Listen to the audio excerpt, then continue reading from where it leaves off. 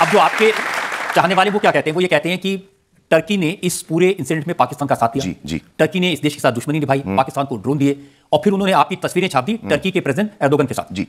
ये टर्की ने बहुत गलत किया है और हर हिंदुस्तानी को इससे चोट पहुंची है। कुछ साल पहले उनके यहाँ भूकंप आया था, आप लोग को याद है? भूकंप आया था तो उनको सबसे पहले हेल्प किसने दी थी? सबसे पहले हमने, इंडिया ने हेल्प दी थी, हमारी सरकार ने उनको मदद की थी। उस वक्त हमारी सरकार को भी नहीं पता था, जिस तरह मुझे नहीं पता था जब मैं एर्दोगन को मिलने गया था। तो जैसे सरकार को नहीं पता था वैसे मुझे भी नहीं पता था कि 7 साल बाद ये ऐसा करेंगे हरकत हमारे साथ। हमने एक दोस्ती का हाथ बढ़ाया, हमने उनकी मदद की, उनके तकलीफ के वक्त हमने उनकी मदद की। सबसे पहले हम थे और उन्होंने हमको ये जवाब दिया, तो ये गलत हुआ है। लेकिन ये फोटो मेरी उस वक्त की थी, तो सरकार भी उस वक्त उनको हेल्प कर रही थी। तो एक और भी फोटो है जी एर्दोगन की वाइफ के साथ, वो तो उससे भी पुरानी बात है। वो तो उससे भी पुरानी बात। हाय फ्रेंड्स, मैं हूं मानव, वेलकम टू मूवी शूवी। करते हैं आपस में बहुत नमस्कार, सत श्री अकाल, सलाम, साथ साथ में जय हिंद और साथ साथ में मैं ये भी बोलूंगा जय श्री राम। और ये जय श्री राम मैं इसलिए बोल रहा हूँ क्योंकि मैं एक हिंदू हूँ और साथ साथ में जो सेंटिमेंट्स होते हैं हिंदू वाले वो साथ साथ में चलते रहते हैं। और क्योंकि मैं एक इंडियन हूँ तो मुझे ये भी पता है कि एक इंडियन का फर्ज ये भी बनता है कि जो सामाजिक तरीके का डिस्टरबेंस जो होता है वो हिंदुस्तान में नहीं होना चाहिए। एक इंसान दूसरे को हेल्पफुल रहना चाहिए। तो बहुत सारे क्वेश्चंस उठाए किसी के ऊपर, जो कि है आमिर खान, कोई सस्पेंस वाली बात नहीं है। और आपकी अदालत में उन्होंने बहुत ही ज्यादा ट्रांसपेरेंटली कुछ बातें बोली। क्या उससे हम सेटिस्फाइड हैं कि नहीं है उसके बारे में बात करेंगे। बहुत सारी तोहमतें हैं, फॉर एग्जांपल लव जिहाद से लेके कितना वो सोल्जर्स के बारे में बात करते हैं, कितना इम्पोर्टेंट हो जाता है सितारे जमीन के ऊपर बनाना, कितना इम्पोर्टेंट हो जाता है पानी फाउंडेशन करना, ये सारी बातें। या फिर उनके रिलेशनशिप्स कैसे रहे हैं, या फिर अगर वो एक हिंदू वाइफ लेते हैं तो उनके घर परिवार में किन की किससे शादियां हो रखी हैं। ये सारी बातें जो है मेरे ख्याल से अगर आप खुद देखोगे तो बहुत ट्रांसपेरेंट तरीके से, ब्रेव तरीके से एड्रेस करी गई हैं।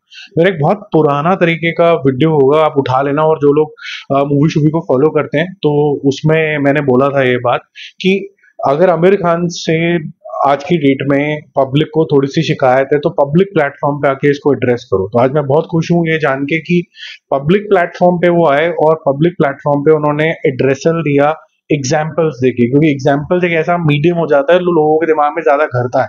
अगर मैं ये बोलूं कि बहुत ही सुनहरा कुछ आगे कल आने वाला है और सुनहरे कल को मैं डिफाइन ना कर पाऊं तो वो एक अननोन टेरिटरी के अंदर चला जाता है। विजा विज के अगर मैं एग्जाम्पल दे पाऊं तो चाहे वो टर्की के अंदर जाना हो, उस समय जब इंडिया भी उनको कहीं ना कहीं जब उनका अर्थक्वेक आया था तो काफी सारा हमने भी चीजें वहां पर भेजी थी और उस टाइम पे दोस्ती का हाथ बढ़ाया गया था। तो ये भी वहां पर था, उसने दोस्ती का हाथ इससे भी बढ़ाया, जबकि इंडिया के सारे लोग ही दोस्ती का हाथ बढ़ा रहे थे उस टाइम के ऊपर।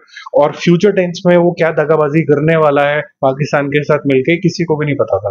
तो ये पुरानी जो बातें हैं वो यहाँ पर लाके मुझे ऐसा लगता है कि जैसे जैसे आमिर खान ने एड्रेसल दिया, जैसे उसके घर परिवार के ज्यादातर लोग जो हैं वो हिंदू परिवार में ब्याई गई हैं, जितनी भी लड़कियां हैं वो हिंदू परिवार के अंदर ब्याई गई हैं, इंक्लूडिंग उनकी बहनें और उनकी डॉटर्स। तो ये देख के ऐसा लगता है कि कहीं ना कहीं थोड़ी बहुत टारगेटिंग भी हुई और थोड़ी थोड़ी गलतियां भी हुई हैं। एक हर चीज का एक समय होता है, अगर आप उस चीज को वहां पर एड्रेस ना करो तो वो छोटी सी चिंगारी फायर बन जाती है। आमिर खान की जो गलती ये है कि अगर कोई चीज छोटी सी चिंगारी ले रही थी तो उसको वहीं पर ही दबा देना चाहिए था, जो उन्होंने इस इंटरव्यू में आके दबाने की कोशिश करी।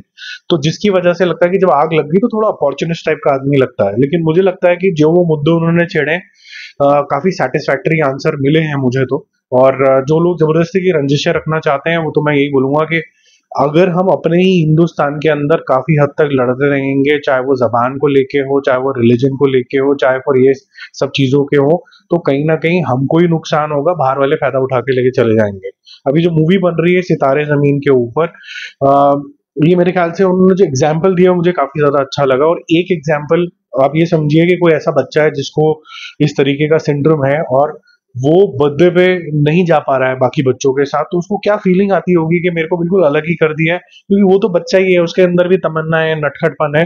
तो मैं इंक्लूजन जो है वो उसको लेके मैं पिक्चर बनाना चाहता था, चाहे वो फिर अब वो रीमेक है जो भी है, मैं हिंदुस्तान के साथ के कॉन्टेक्स्ट के अंदर उसको रिलेवेंट बना के दिखाना चाहता था।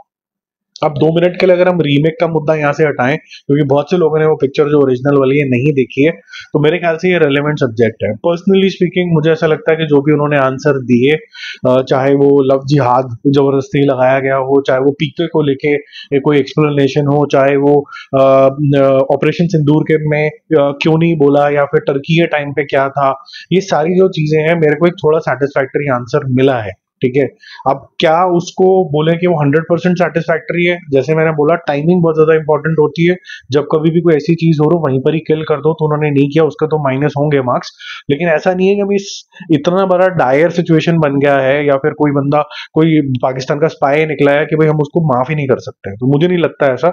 तो पर्सनल लेवल पे तो मेरा स्टैंड आज ये इंटरव्यू सुनने के बाद यही है कि मैं सितारे जमीन के ऊपर देखूंगा।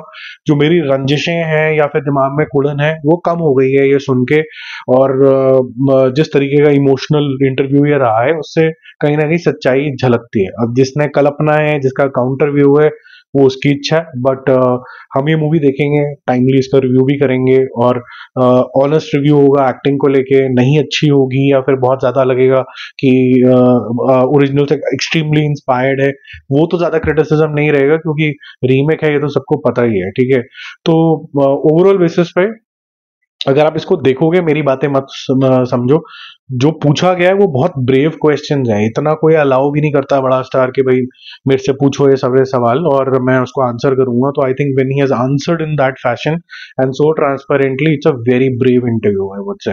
ठीक है, तो मेरी तरफ से तो यही है कि भाई अब आगे बढ़ो, मिट्टी डालो, आगे बढ़ो। और जो भी उन्होंने चीजें बताई कि भाई मैंने भी हिंदुस्तान के लिए कंट्रीब्यूशन किया है, तो ऐसा नहीं कर सकते कि हम अनदेखी कर देंगे अब कि हमें दिख ही नहीं रहा है। तो और जिनको ये लगता है कि पीके के अंदर कुछ 19-20 है, तो फिर उन्होंने 19-20 मुस्लिम कल्चर को लेके भी उतना ही बोला है, चाहे वो सीकर सुपरस्टार हो, चाहे फिर वो सरफरोश में पाकिस्तान का नाम लेना, ISI का नाम लेना, ये सारी बातें इन पैरेलल चली है। लोगों ने सिलेक्टिव चीजें उठा के ज्यादा बूस्ट करी हैं, हमने भी शायद रिएक्ट किया होगा, लेकिन अब ये सुनने के बाद, पूरा कलेक्टर सुनने के बाद ऐसा ही लग रहा है कि मिसअंडरस्टैंडिंग ज्यादा है। तो आगे बढ़ो, अब एंजॉय करो। एक हिंदुस्तानी दूसरे हिंदुस्तानी से जितने ज्यादा कम देर तक मुंह बना के रखेगा, उतना इंडिया कलेक्टिवली प्रोग्रेस करेगा। बाय बाय, जय हिंद।